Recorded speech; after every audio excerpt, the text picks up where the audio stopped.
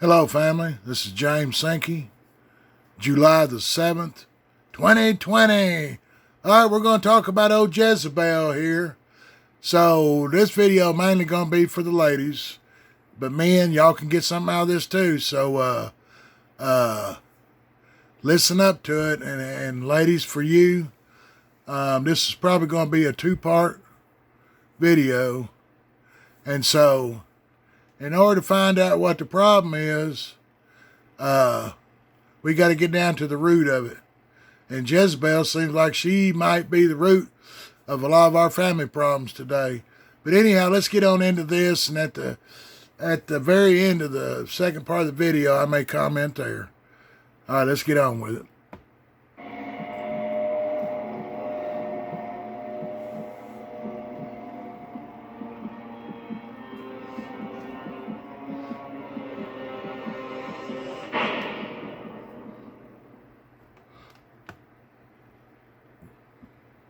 Jezebel's story is found in 1st and 2nd Kings.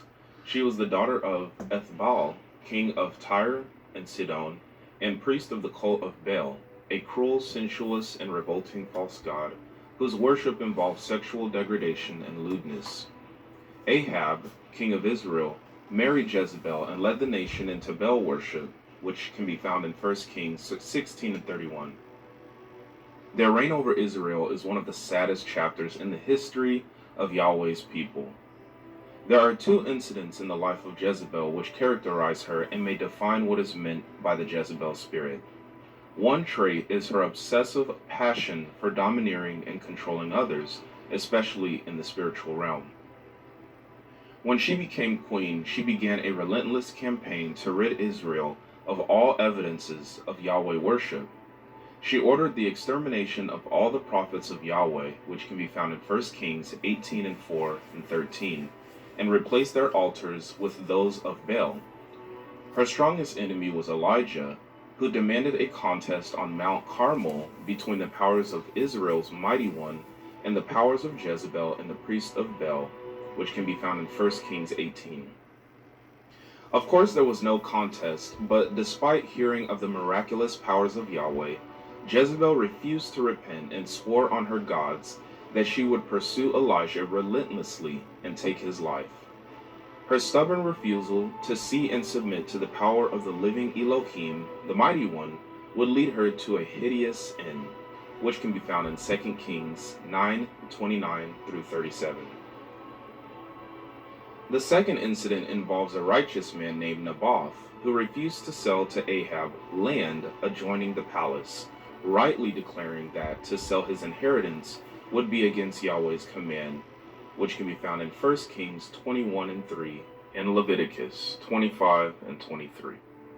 While Ahab sulked and fumed on his bed, Jezebel taunted him and ridiculed him for his weakness, then proceeded to have the innocent Naboth framed and stoned to death. Naboth's sons were also stoned to death, so there would be no heirs and the land would revert to the possession of the king. Such a single-minded determination to have one's way, no matter who is destroyed in the process, is a characteristic of the Jezebel spirit. So infamous was Jezebel's sexual immorality and idol worship that the Master Yeshua himself refers to her in a warning to the church at Thyatira, which can be found in Revelations 2:18 through 29, most likely referring to a woman in the church who influenced it the same way Jezebel influenced Israel into idolatry and sexual immorality. Yeshua declares to the Thyatirans that she is not to be tolerated. Whoever this woman was, like Jezebel, she refused to repent of her immorality and her false teaching, and her fate was sealed. The Master Yeshua casted her down into a sickbed along with those who committed idolatry with her. The end for those who succumb to a Jezebel spirit is always death and destruction, both in the physical and the spiritual sense. Perhaps the best way to define the Jezebel spirit is to say it characterizes anyone who acts in the same manner as Jezebel did, engaging in immorality, idolatry, false teaching, and unrepentant sin. To go beyond that is to invite conjecture and can possibly lead to false accusations and divisiveness within the body of Messiah Yeshua.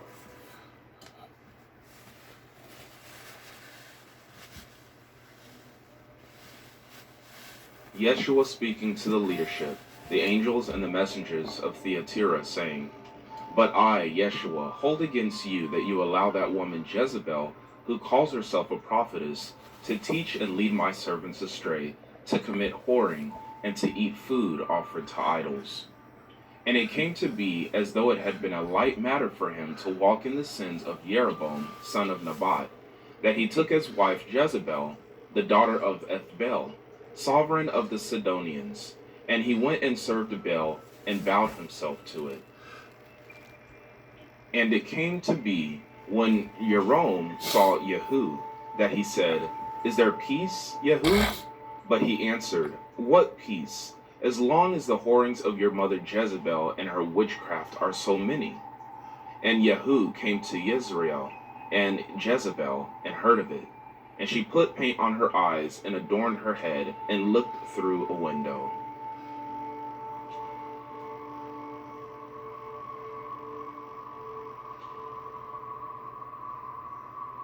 Jezebel was an actual person. Jezebel, the biblical character, first appears in 1 Kings 16 when she marries Ahab, king of Israel.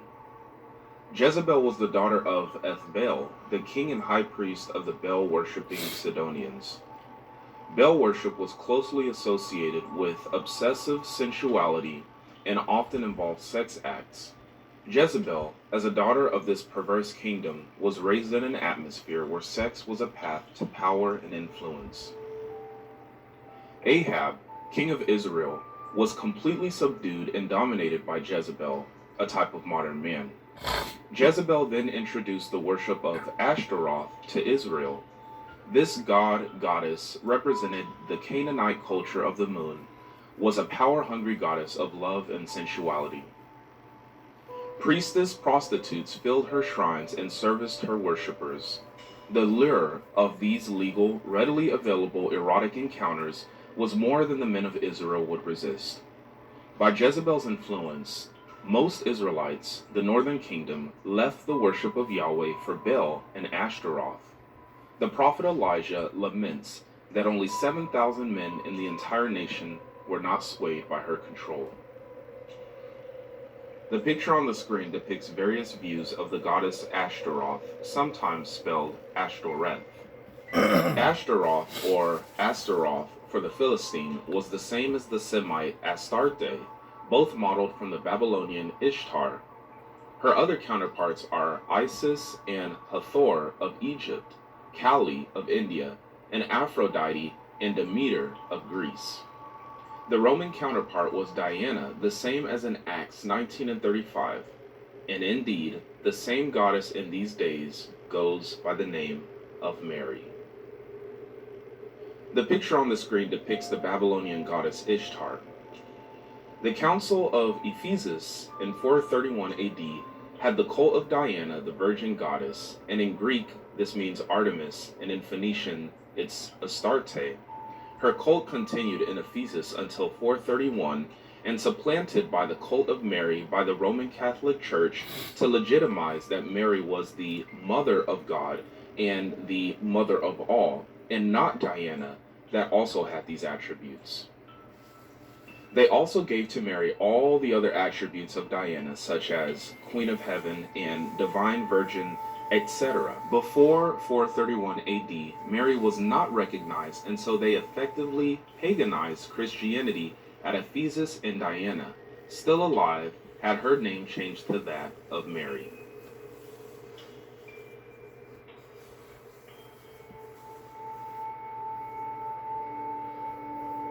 The Jezebel spirit is born of witchcraft and rebellion.